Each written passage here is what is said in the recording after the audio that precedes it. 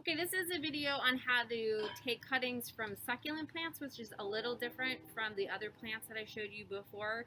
Succulents you will want to let sit out in most cases for a day or two before you start to root them. They have a tendency to develop fungus infections on wherever you cut them. So you want to let that dry out just a little bit before you go to root them. This is a common one that a lot of people will have. This is a Christmas cactus. It's called a Christmas cactus because it blooms around the holidays. Doesn't have anything to do with Christianity or anything. But you can just break off one of the sections or a couple of sections. And you can break it into individual little pads, or you can keep them into longer groups. You let this sit out for a couple of days, and then you can put this into water to root it, or you can put it directly into soil to root it as well. String of anything. This is string of dolphins, but you might have string of pearls or string of turtles, or there's all kinds of string of hearts. There's lots of different plants like that. You can take a section of one of the stems that's coming down, and again, let it sit out for a day or two, and then you can just stick that into soil, or you can stick that into water in order to get the roots to develop.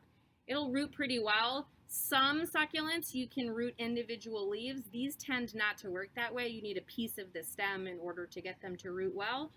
But there's other succulents like jades, for example, that you can root just the leaves. I have a section here that I cut off of one of our succulents here. I can actually take the individual leaves and just put them down into a rooting medium. Again, I'm going to let them sit out for a day or two. Or I can take the stem like this and then root it.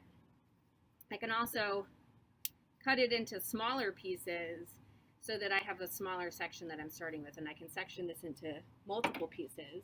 Recently we did that with another jade, and one of the stems was laying around and it just started to grow, so we stuck it on a pot. It's now rooted completely into the soil, and a new plant is growing up from there. This is dragon fruit we got from UCR, and it's a cactus, as you can see, and it actually has these big roots hanging out.